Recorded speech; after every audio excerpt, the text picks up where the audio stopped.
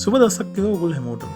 අද මම ඔයගොල්ලන්ට පෙන්වන්න දන්නේ කොහොමද රසවත් විදිහට ගෙදරම හදව මීට් බෝල්ස් වලින් මීට් බෝල්ස් තෙල් දාගන්න කියලා. අපි එහෙනම් මුලින් බලමු මේකට අවශ්‍ය කරන දේවල්. මම මීට් බෝල්ස් තෙල් දාන්න ලෑස්ති කරන් තියෙනවා. වාෂ්පෙන් තඹගත්තු මීට් බෝල්ස්, තක්කල ගෙඩි දෙකක් කෑලි වලට කපාගෙන, මාළු මිරිස් කරලක් කෑලි වලට කපාගෙන තියෙනවා.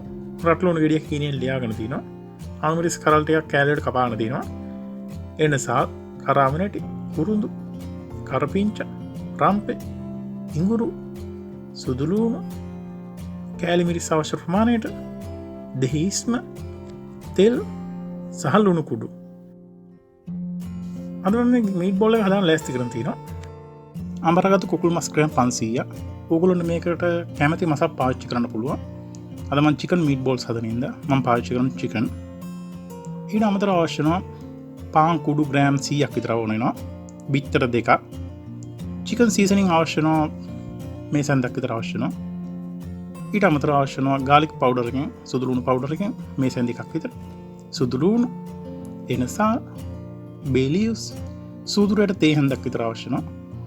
ගම්මිරිසට අවශ්‍ය වෙනවා මේ සැන්දත් මේ සැන් දෙකක් විතර ප්‍රමාණයක්.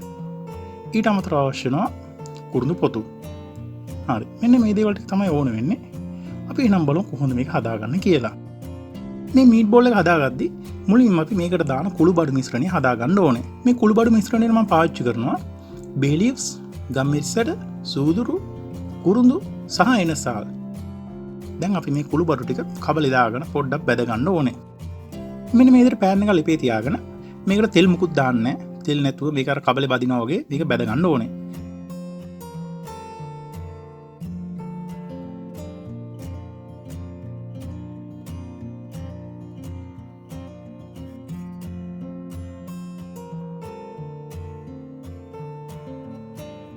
දැන් ඔයගොල්ලන්ට පේනවා මේක හොඳට දැන් බැදිලා තියෙන්නේ කියලා. දැන් මේක අපි මේක ග්‍රයින්ඩර් එකක දාගෙන හොඳට කුඩු වෙන්න කොටා ගන්න ඕනේ. හරි. දැන් අපි කුළු බඩු ටිකත් කොටාගෙන ඉවරයි. දැන් අපි බලමු කොහොමද මේක මීට් බෝල් එකේ ඉතුරු ටික හදාගන්න කියලා. මුලින්ම මෙන්න මේ වගේ භාජනයකට අමරගත්තු මස් ටික දාගන්න ඕනේ.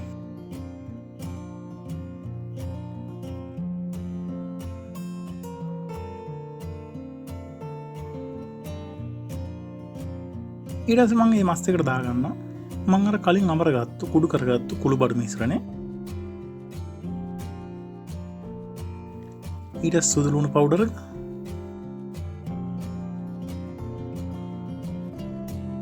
අවශ්‍ය ප්‍රමාණයට ලුණු කුඩු, ඒත් එක්කම චිකන් සීසනින් එක දාගෙන දැන් මේක හොඳට කලවම් කරගන්න ඕනේ.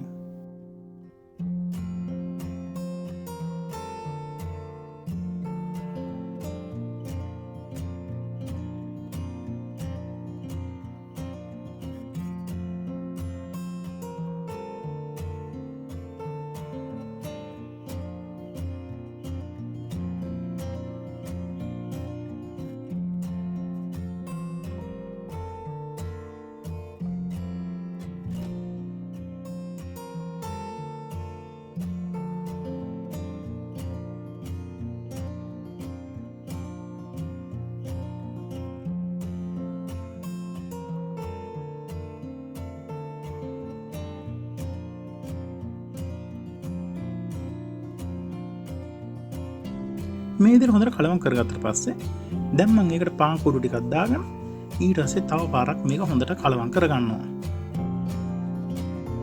එහෙම කලවම් කරගද්දි මෙන්න මේ ගානට හොඳට පාන් කුඩු මස් ටික හොඳට කලවම් වෙන්න ඕනේ. මේ විදිහට කලවම් වුණාට පස්සේ දැන් මම ඒකට දාගන්නවා බිත්තර දෙකක්.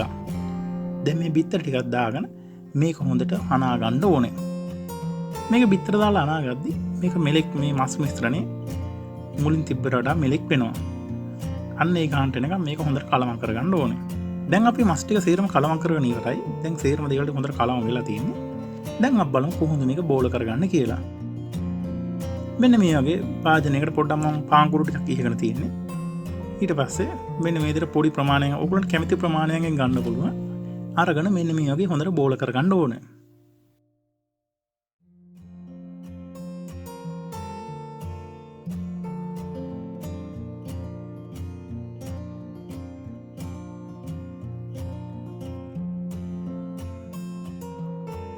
මෙන්න මේ විදිහට බෝල කරගත්තට පස්සේ දැන් මේක වාෂ්පෙන් තඹ ගන්න ඕනේ. ඕගොල්ලන්ට පුළුවන් ස්ටීමර් එක දාලා මේක තඹ ගන්න.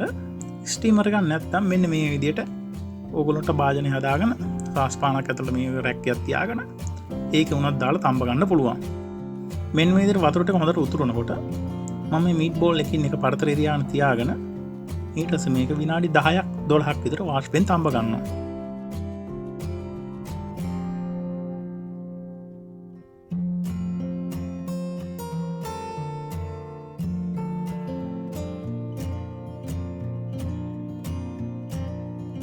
විනාඩි 12ක් විතර තඹ ගත්තට පස්සේ දැන් මේ මීට් බෝල් ටික හොඳට සෙට් වෙලා තියෙන්නේ. දැන් මේක භාජනෙන් අයින් කරගන්න ඕනේ.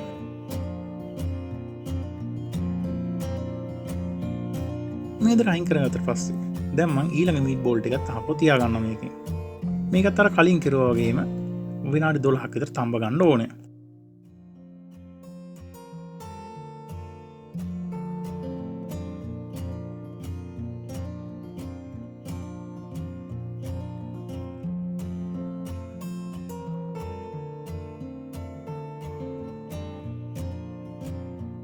මෙන්න මේ විදිහට වාෂ්පෙන් තඹ ගත්තට පස්සේ අපි දැන් බලමු කොහොමද මේ මීට් බෝල්ස් තෙල් දාගන්න කියලා. මුලින් වොක් එකකට මෙන්න මේ විදිහට තෙල් දාගෙන රත් කරගන්න ඕනේ. තෙල් ටික රත් වුණාට පස්සේ මම මුලින්ම දාගන්න කුරුඳු, කරාමු නැටි සහ එනසාල් දාගෙන මේක පොඩ්ඩක් ෆ්‍රයි කරගන්න ඕනේ. එතකොට තමයි මේක තෙල් වලට හොඳට මේ රස සුවඳ උරා ගන්න. මේකට පොඩ්ඩක් ෆ්‍රයි වුණාට පස්සේ ඊට පස්සේ මම දාගන්න කරපිංච, රම්පේ, ඉඟුරු, සුදු ලුණු සහ මිරිස් දාගෙන මේක පොඩ්ඩක් ටෙම්පරාදු කරගන්න ඕනේ.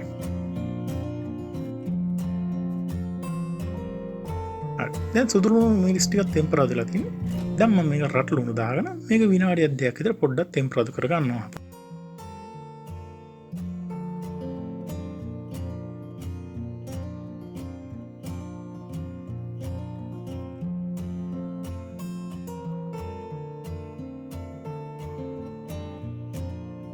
රට ලුණු ටික ටෙම්පරාදු වුණාට පස්සේ ඊට පස්සේ මම එකතු කරගන්නවා මාළු මිරිස් ටික. මේ මාළු මිරිස් ටිකත් පොඩ්ඩක් කලවම් කරගෙන පොඩ්ඩක් ටෙම්පරාදු කරගන්න ඕනේ.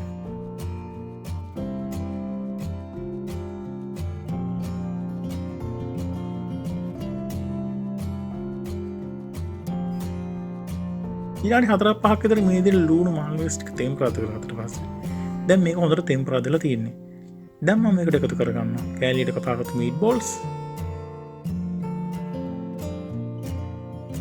ඒත් එක්ක තක්කාලි ටිකක් දාගෙන මේක පොඩ්ඩක් හොඳට කලවම් කරගෙන මේක තව විනාඩි 3-4ක් විතර මේ මීට් බෝල්ස් ටික මේ තෙලෙම බැදෙන්න දෙන්න ඕනේ.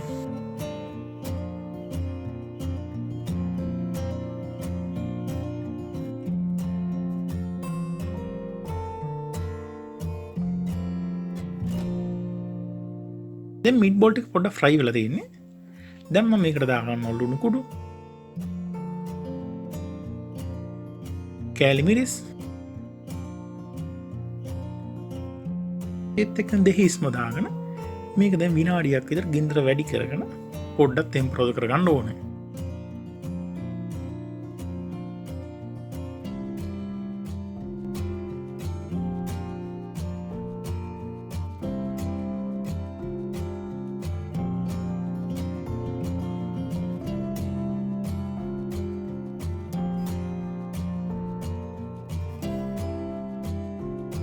විනාඩියක් විතර වැඩි ගින්දරේ පොඩ්ඩක් ෆ්‍රයි කරගත්තට පස්සේ ටෙම්පරාදු කරගත්තට පස්සේ අපි දැන් මීට් බෝල් එක ලෑස්ති.